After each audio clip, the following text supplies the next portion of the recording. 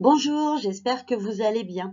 Alors aujourd'hui, j'aimerais qu'on aborde une problématique qui revient souvent, c'est comment faire, comment s'organiser, comment ne pas se séparer, comment ne pas s'arracher les cheveux quand dans le couple, on a un qui est du groupe Est et l'autre qui est du groupe Ouest. Comment faire pour concilier un bon feng shui pour l'un et un bon feng shui pour l'autre? Comme vous le savez, le feng shui repose avant tout sur vos propres énergies. C'est l'étude énergétique entre vos énergies et les énergies d'un lieu donné, que ce soit votre lieu de vie ou votre lieu de travail, par exemple. Et comment est-ce qu'on détermine votre profil énergétique, entre guillemets? Eh bien, tout simplement à partir du chiffre QA ou du Minghua, qui est donc calculé, vous le savez, à partir de votre date de naissance et de votre sexe. Donc, toute l'analyse Feng Shui que vous allez pouvoir faire chez vous repose sur ce chiffre QA. Bien sûr, selon l'année et votre sexe, vous allez être du chiffre QA 1 par exemple, ou 6, ou 9, ou 4, peu importe. Et il y a de fortes chances, de très très fortes probabilités pour que votre compagnon de route, votre conjoint, votre partenaire soit d'un autre groupe que le vôtre. Alors, qu'est-ce à cause cette histoire de groupe Feng Shui? Vous avez ce que l'on appelle les personnes du groupe Est, qui regroupent les chiffres QA 1, 3, 4 et 9. Donc vous avez le chiffre QA Kan, Zen, Xun et Li. Excusez-moi pour l'accent, hein, je ne suis pas sûre de la prononciation. Je lis un petit peu comme c'est écrit devant mes petits yeux. Je n'ai pas fait chinois en deuxième langue. Mais je pense que vous devez vous y retrouver. Ça doit s'approcher de ce que ça est. Donc, ces chiffres QA qui appartiennent tous au groupe Est ont tous en commun les mêmes secteurs favorables ou secteurs bénéfiques. Ces secteurs bénéfiques sont l'Est, le Sud-Est, le Sud et le Nord. Alors, bien sûr, si vous êtes du chiffre QA 1, par exemple, votre secteur de la santé ne sera pas forcément le même que si vous êtes du QA 4. Si vous êtes du QA 1, votre secteur de la santé est l'Est, bon secteur dans l'Est, et si vous êtes du chiffre QA 4, par exemple, le secteur de la santé est le Sud. Mais santé, travail, relationnel, sérénité, bien-être, pour simplifier à l'extrême les secteurs, vont toujours se situer dans l'Est, dans le Sud-Est, dans le Sud ou dans le Nord.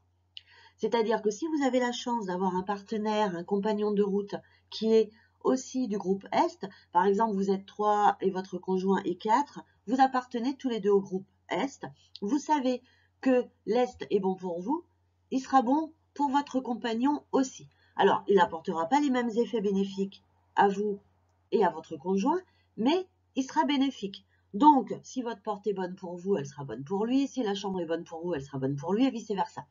Ce qui, avouons-le, simplifie quand même pas mal les choses. Maintenant, vous avez les personnes dites du groupe Ouest, qui comprend quant à lui les chiffres QA 2, Kun, 6, Qian, 7, Dui et 8, Gun. Donc là, les secteurs bénéfiques sont, à contrario, l'Ouest, le Nord-Ouest, le Sud-Ouest et le Nord-Est. Donc vous voyez que les secteurs bénéfiques de l'un ne sont absolument pas les secteurs bénéfiques de l'autre. Dans le groupe Ouest, on retrouve l'Ouest, le Nord-Ouest, le Sud-Ouest et le Nord-Est, mais on ne retrouve pas l'Est, ni le Sud-Est, ni le Sud, ni le Nord, et vice-versa. Ce qui veut dire que si cette fois vous êtes du chiffre QA 3 et que votre conjoint est par exemple du chiffre QA 7, ben forcément ce qui est bon pour lui n'est pas bon pour vous et vice-versa. Et c'est là où on commence à s'arracher les cheveux, à se dire mais bon sang c'est pas possible, on va être obligé de se séparer, comment on fait pour la chambre, mon Dieu quelle horreur. Et c'est là que moi j'interviens bien évidemment, il faut bien que je vous serve un petit peu à quelque chose. Tout d'abord je tiens à vous rassurer, Il y a des solutions et non, vous n'êtes pas obligé de vous séparer ni de condamner l'un des deux dans le couple à subir un mauvais feng shui tout au long de sa vie, hein.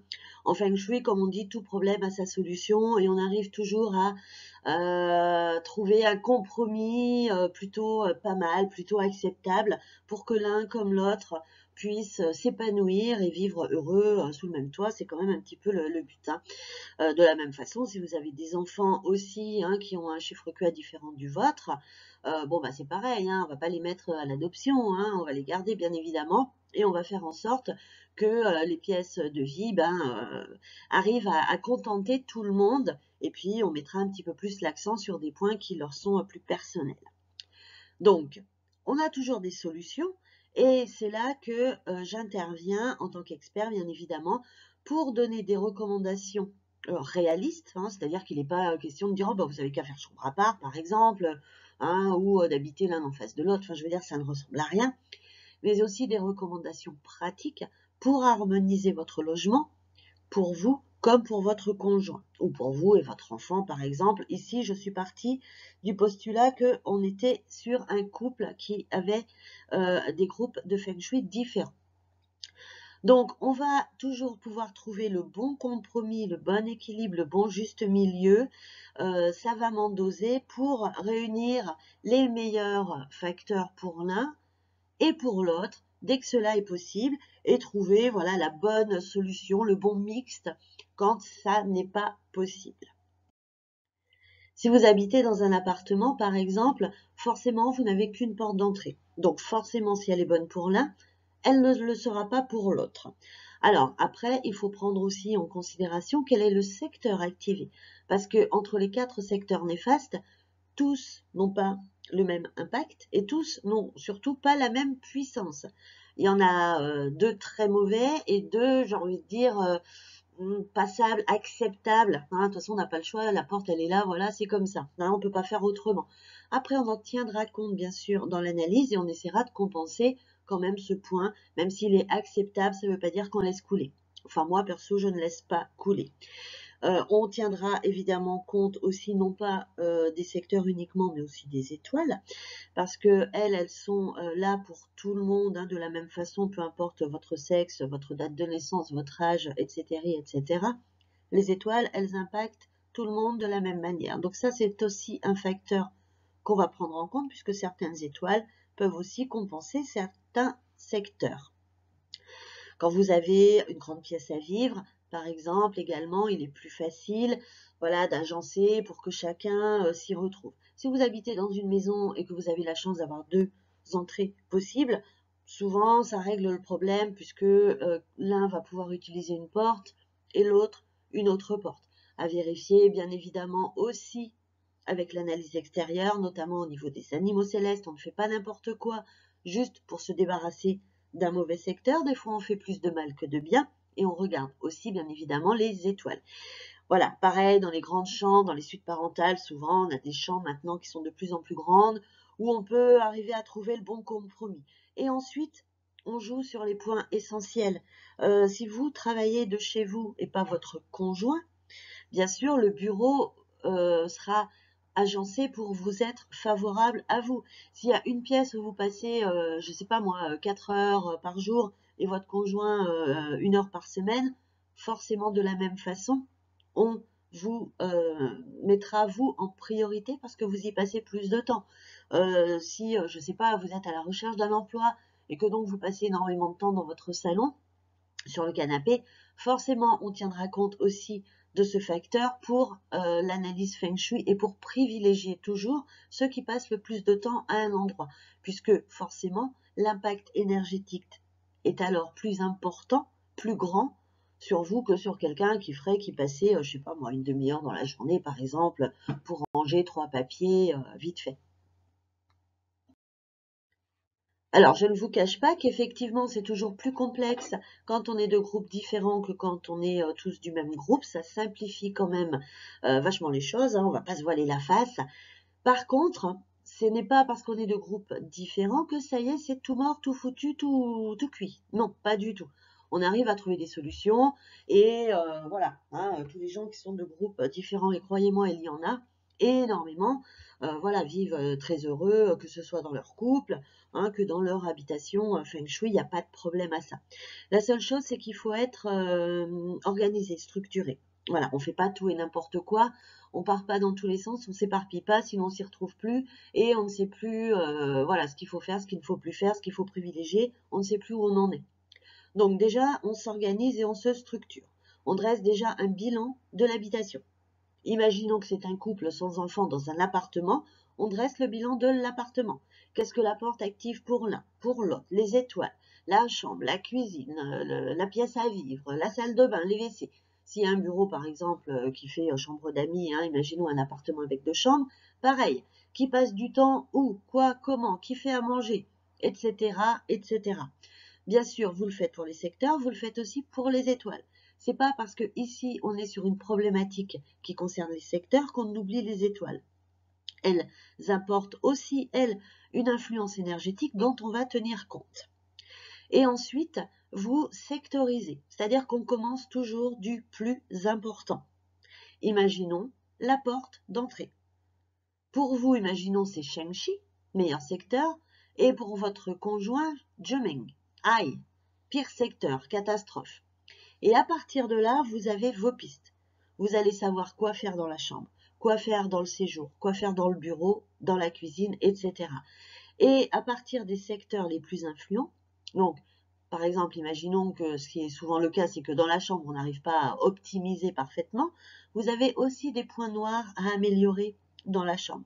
Donc vous répercutez de facteurs prioritaires, si vous voulez, à prioritaire juste en dessous, et juste en dessous, et juste en dessous.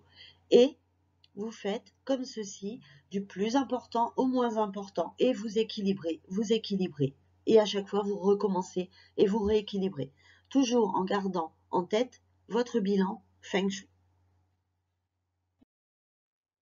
Si vraiment vous avez du mal et que vous ne vous en sortez pas, moi je suis bien sûr disponible. Vous avez notamment le coaching Feng Shui que vous trouverez sur mon site, hein, je vous laisse faire. Vous avez un lien en dessous qui vous renvoie vers mon site. Et ensuite, vous allez pouvoir vous balader et vous trouverez facilement, hein, c'est dans la section des analyses. Donc le coaching convient généralement plutôt bien pour ce type de problématique parce que ça nous permet vraiment d'échanger ensemble, voilà, de pallier un petit peu les points faibles sur lesquels vous avez un petit peu, vous, eu du mal à débloquer, à décoincer ou à savoir quoi faire. Donc moi, je vous offre mon regard, mes conseils. En même temps, je vous explique le pourquoi du comment. Donc ça vous fait en plus un enseignement qui est précieux que vous pouvez garder vous par la suite si dans quelques années vous déménagez, hein, on ne sait pas de quoi demain sera fait, par choix ou autre. Voilà, quoi qu'il arrive, ou même pour, je ne sais pas, vos enfants, par exemple, quand ils auront un conjoint, eh bien, ce que vous aurez appris avec moi, vous le gardez et vous saurez le reproduire pour les amis, les proches, la famille, les enfants, pour votre futur déménagement, etc. Sinon, si vous vous sentez la force et qu'il vous manque juste des petites, voilà, des petites bricoles, des petits points de ci et de là, vous avez l'e-book qui est franchement à un tarif tout à fait accessible et qui va tout vous détailler. Par quoi on commence, comment on fait, comment on dresse le bilan, et ensuite, et l'entrée et la chambre. Ça vous montre des questions d'agencement, des exemples. Vous avez aussi des conseils pratiques. Donc, vous avez dans cet e-book tout pour concilier la vie entre des personnes de groupe Feng Shui différents. Vous avez le petit lien en dessous. Je vous laisse cliquer. Je vous souhaite une bonne journée et je vous souhaite le meilleur du chi. À bientôt.